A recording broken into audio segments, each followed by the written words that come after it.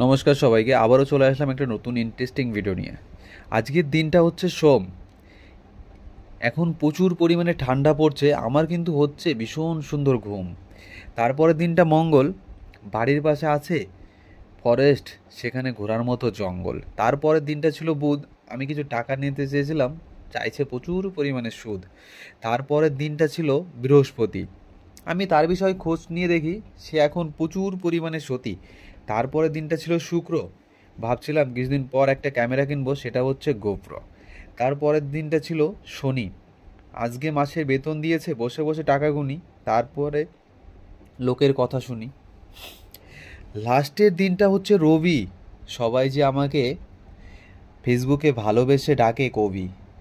আমি কি আঁকতে পারি এমনে তোমার ছবি?